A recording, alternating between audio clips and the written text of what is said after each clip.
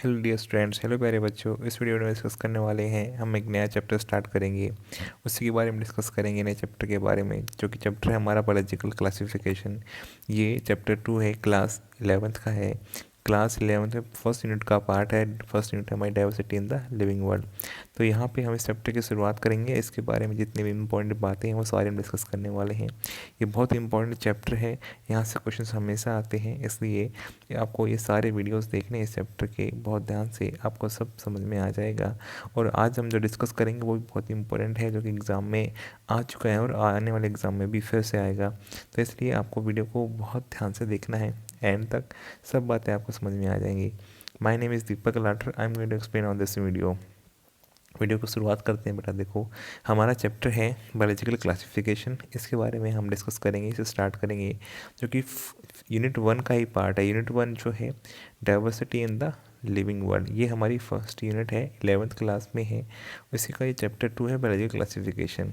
इसमें हम क्लासिफिकेशन भी पढ़ेंगे, क्लासिफिकेशन की हिस्ट्री भी पढ़ेंगे, और साथ में फिर डिफरेंस जो क्लासिफिकेशन के बाद किंगडम्स हैं उसके बारे में हम पढ़ने वाले हैं।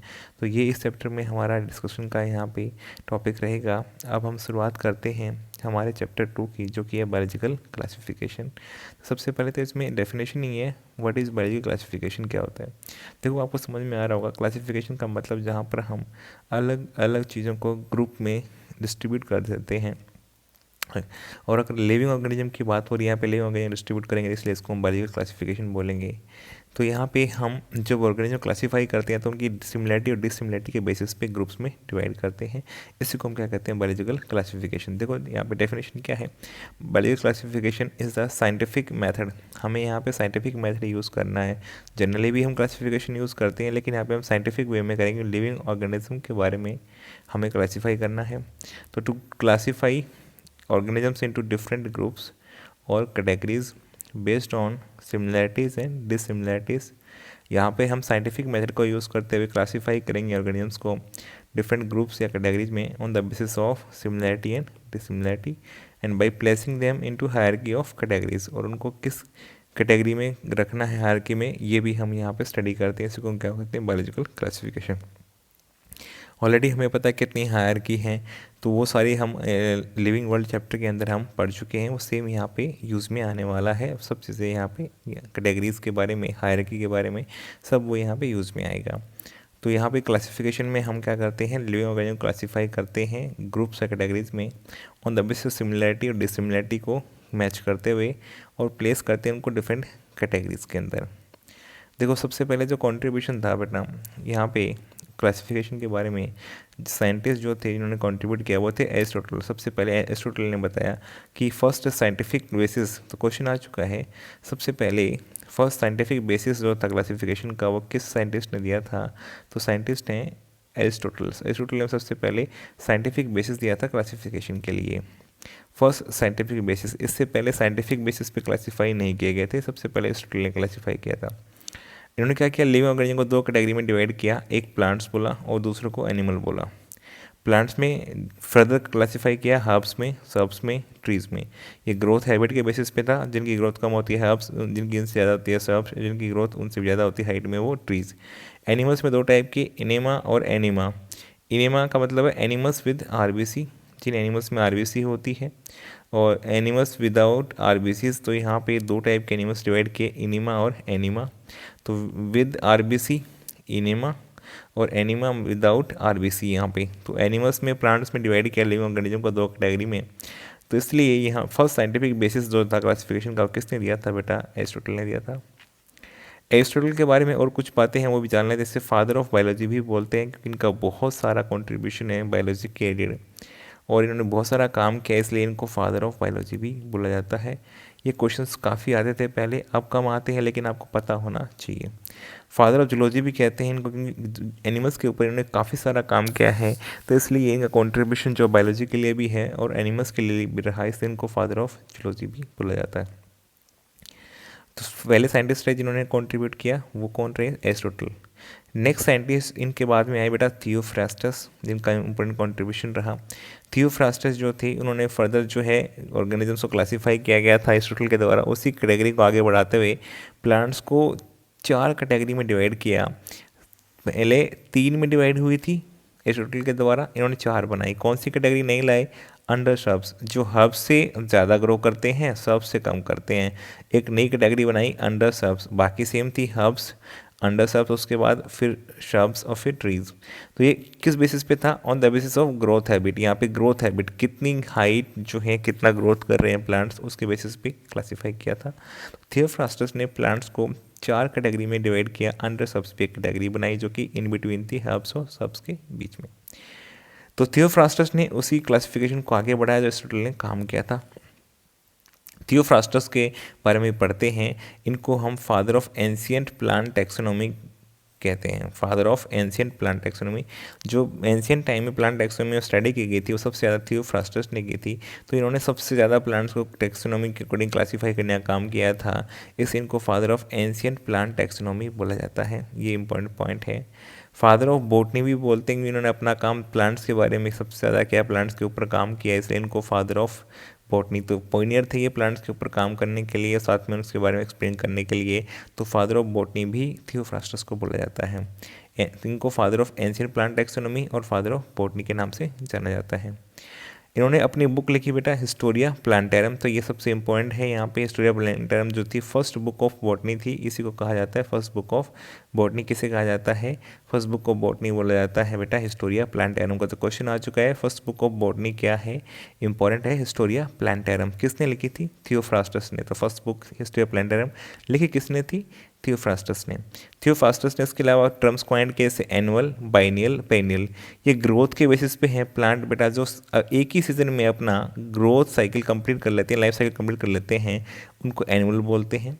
जिनका लाइफ साइकिल 2 सीजन में कंप्लीट होता है उन्हें बाइनियल बोलते हैं। और जो सीजन बाई सीजन आगे तक ग्रो करते रहते हैं 2 सीजन से भी ज़्यादा, उनको पेरिनियल बोलते हैं। तो बेटा ऐसे प्लांट जो एक ही सीजन में अपना कंप्लीट लाइफ साइकिल कर लेंगे एनुअल, जो 2 में करेंगे बाइनियल, और जो 2 से ज़्यादा में कंटिन्यू करते रहेंगे ग्रोथ को बोलेंगे पेरिनियल। तो ये टर्म सबसे पहले किसने बताई प्लांट्स के बारे में? ये थियोफ्रास्टस ने कॉइन की थी, आपको ये पता होना चाहिए। फिर उसके बाद बेटा सबसे इंपॉर्टेंट साइंटिस्ट आए इन दोनों के बाद में, कैरलस लियनस, जिनका बहुत ज़्यादा कंट्रीब्यूशन है। इन्होंने 2 किंगडम क्लासिफिकेशन दिया। इन्होंने ऑर्गेनिजम्स को 2 किंगडम्स में डिवाइड किया, जितने लिविंग ऑर्गेनिज्म थे उस क्लासिफिकेशन को फर्दर इन्होंने 2 किंगडम में डिवाइड कर दिया, एक किंगडम प्लांटी, एक किंगडम एनिमेलिया। और इन्होंने किंगडम प्लांटी में रखा जैसे कि bacteria, fungi, algae, bryophyte, pteridophyte, gymnosperm, जिसोइन सबको रखा था किंगडम प्लांटी में। एनिमल्स में किसको रखा? जैसे प्रोटोजोआ, वर्टिब्रेट्स, इनवर्टिब्रेट, इन सबको इन्होंने एनिमल्स में रखा। अब ये क्लासिफाई करने के पीछे प्लांट और एनिमल्स के बीच में या किंगडम प्लांटी एनिमली के बीच में 5 यहाँ पे इन्होंने क्राइटेरिया लिए थे। तो एग्जाम में ये आ चुका है बेटा, क्या क्राइटेरिया इन्होंने यूज़ किया था? क्राइटेरिया इन्होंने लिया था बेटा सबसे पहले cell wall, locomotion, mode of nutrition, response to external stimuli और कॉन्ट्रैक्टाइल सिस्टम। इसके बेसिस पे आप देख भी सकते हैं बेटा, जो क्राइटेरिया यूज़ किया जैसे कि सेल वॉल इंपॉर्टेंट क्राइटेरिया था। प्लांट्स में सेल वॉल क्या होती है? प्रेजेंट होती है, एनिमल्स में एब्सेंट होती है। इन्होंने ये ऑब्जर्व किया। लोकोमोशन ने देखा कि प्लांट्स में एब्सेंट है, एनिमल्स मूव कर सकते हैं, तो लोकोमोशन एनिमल्स में देखा इन्होंने। मोड ऑफ न्यूट्रिशन देखा इन्होंने कि जो डू नॉट ईट, जैसे एनिमल्स खाना खाते हैं, ईट करते हैं, वैसे प्लांट्स खाना नहीं खाते हैं। जबकि आपको पता है प्लांट्स तो खुद खाना बनाते हैं, तो प्लांट्स को खाने की ज़रूरत नहीं है। लेकिन उन्होंने देखा कि जैसे एनिमल्स खा लेते हैं खाना, वैसे प्लांट को खाने की ज़रूरत नहीं है। रिस्पॉन्स टू एक्सटर्नल स्टिमुलाई, तो यहाँ पे रिस्पॉन्स टू एक्सटर्नल स्टिमुलाई जो था वो प्लांट्स के पास भी था लेकिन स्लो था। एनिमल्स के पास जो है रिस्पॉन्स कैसा है? रिफ्लेक्स फास्ट होता है। तो इन्होंने देखा रिस्पॉन्स एक्सटर्नल स्टिमुलाई के बेसिस पे भी अलग हो सकते हैं। कॉन्टैक्टल सिस्टम भी यहाँ पे प्लांट्स में एब्सेंट देखा कि इनकी रिजिडिटी के कारण प्लांट्स के पास कॉन्टैक्टल सिस्टम की जरूरत नहीं थी, एनिमल्स के पास कॉन्टैक्टल सिस्टम था। तो इन्होंने 5 क्राइटेरिया के बेसिस पे यहाँ पे ऑर्गेनिजम्स को डिवाइड किया 2 किंगडम्स के अंदर। इसके एडवांटेज क्या रहे बेटा? ईजी टू अंडरस्टैंड, इसको अंडरस्टैंड करना क्या था? ईजी था। ये इसका क्राइटेरिया था, बहुत सिंपल लिया इन्होंने, इसे 2 किंगडम में डिवाइड किया। लेकिन डिसएडवांटेज क्या थी? इन्होंने कुड नॉट डिफरेंशिएट बिटवीन, किस किस में बेटा? जैसे यूनिसेलुलर मल्टीसेलुलर को साथ में रख दिया, जैसे किसको? बैक्टीरिया को रख दिया प्लांट्स के साथ में, जो कि प्रोटोजोआ को रख दिया है वर्टिब्रेट्स के साथ में। तो यूनिसेलुलर मल्टीसेलुलर साथ में रख दिए गए थे। प्रोकैरियोटिक यूकैरियोटिक के साथ में रख दिया, जैसे बैक्टीरिया क्या है? प्रोकैरियोटिक है, और प्लांट्स क्या है? यूकैरियोटिक, तो साथ में रख दिया था इन्होंने प्रोकैरियोटिक यूकैरियोटिक को। ये भी इनका यहाँ पे ड्रॉबैक रहा। इसके अलावा ऑटोट्रॉपिक हेटेरोट्रॉपिक को साथ में रख दिया इन्होंने, फंजाई को और आप देख सकते हैं फंजाई को और एल्गी या प्लांट्स को, हायर प्लांट्स को साथ में रखा। तो प्लांट्स तो कैसे होते हैं ऑटोट्रॉपिक, फंजाई कैसे होती है हेटेरोट्रॉपिक। तो यहाँ पे बहुत सारी इनकी ड्रॉबैक थी, इसकी वजह से ये डिसएडवांटेज रहे। तो यूनिसेलर मल्टीसेलर को साथ रख गए, प्रोकैरियोटिक यूकैरियोटिक को साथ रख दिया, ऑटोट्रॉपिक हेटेरोट्रॉपिक, तो ये क्लासीफाई नहीं कर सके इस चीज़ को एग्जैक्टली अलग ग्रुप्स में। फिर केयरलेस लियंस के बारे में भी कुछ बातें हम पता होनी चाहिए। इन्होंने आर्टिफिशियल क्लासिफिकेशन सिस्टम दिया था बेटा, सबसे पहले जो आर्टिफिशियल क्लासिफिकेशन सिस्टम दिया किसने दिया था, बहुत इंपॉर्टेंट क्वेश्चन है। आर्टिफिशियल क्लासिफिकेशन सिस्टम किसने दिया था, केयरलेस लियंस साइंटिस्ट ने दिया था आर्टिफिशियल क्लासिफिकेशन सिस्टम। ये एग्जाम में आ चुका है। तो सबसे पहले आर्टिफिशियल क्लासिफिकेशन सिस्टम किसने दिया था, केयरलेस लियंस ने। बुक्स के बारे में बात करें, बुक्स क्या क्या लिखी थी इन्होंने, फिलोसफिया बोटेनिका बुक लिखी थी, प्रिंसिपल ऑफ नॉमेनक्लेचर जिसके अंदर दिए हुए हैं। तो इस बुक के अंदर प्रिंसिपल ऑफ नॉमेनक्लेचर, तो कौन सी बुक जो है जिसके अंदर प्रिंसिपल ऑफ नॉमेनक्लेचर लिखे हुए हैं वो किसने लिखी थी, फिलोसफिया बोटेनिका, जो कि लिखी किसने थी, केयरलेस लियनस ने। पहली बुक कौन सी थी बोटनी की, हिस्टोरिया प्लांटरम, जो किसने लिखी थी बेटा, जो कि थियोफ्रास्टस ने। लेकिन प्रिंसिपल ऑफ नॉमेनक्लेचर जिस बुक में दिया उसको क्या बोलते हैं, फिलोसफिया बोटेनिका। जेनरा प्लांटरम भी इन्होंने लिखी थी, आर्टिफिशियल क्लासिफिकेशन इसके अंदर दी हुई है। तो क्वेश्चन आ चुका, आर्टिफिशियल क्लासिफिकेशन कौन सी बुक में है, जेनरा प्लांटरम। या जेनरा प्लांटरम किसने लिखी थी, केयरलेस लियनस ने। या केयरलेस लियनस ने आर्टिफिशियल क्लासिफिकेशन के लिए कौन सी बुक लिखी थी बेटा, जेनरा प्लांटरम। तो आपको ये इंपॉर्टेंट है, बहुत इंपॉर्टेंट है, आपको याद रखना आर्टिफिशियल क्लासिफिकेशन कौन सी बुक में, जेनरा प्लांटरम। इसके अलावा केयरलेस लियनस ने 2 बुक और लिखी थी, स्पीसीज प्लांटरम, जो कि पब्लिश हुई थी फर्स्ट में 1753 में, और इसका हर 6 साल में नया एडिशन आता है अभी भी, स्पीसीज प्लांटरम। और सिस्टेमा नेचुरी जो है ये 1 अगस्त 1758 को, तो ये बुक भी जो है लिखी गई थी केयरलेस लियंस के द्वारा। तो यहाँ पे स्पीसीज प्लांटेरम जो कि 1 मई 1753 को पब्लिश हुई थी, और सिस्टेमा नेचुरी जो कि 1 अगस्त 1758 को पब्लिश हुई थी। तो ये बुक भी किसने लिखी थी बेटा, यहाँ पे केयरलेस लियनस ने इन बुक को लिखा था। तो ये सारी इंपॉर्टेंट बातें हैं जितनी डिस्कस हुई हैं, आपको एग्ज़ाम में सारी बातें आ सकती हैं। आप इनको बार बार देखोगे तो आपको सब बातें समझ में आ जाएंगी और याद भी हो जाएंगी। तो आज हमने देखा कि इस वीडियो के अंदर ग्रेजुएट क्लासिफिकेशन स्टार्ट किया हमने, और उसके अंदर फिर हमने डिफरेंट साइंटिस्ट का कंट्रीब्यूशन देखा, जिसमें एरिस्टोटल, थियोफ्रास्टस और केयरलेस लियनस के बारे में हमने समझा है, और 2 किंगडम क्लासिफिकेशन हमने डिस्कस किया है। इस वीडियो में इतना ही समझते हैं। मुझे उम्मीद है सब बातें आपको समझ में आ गई हैं।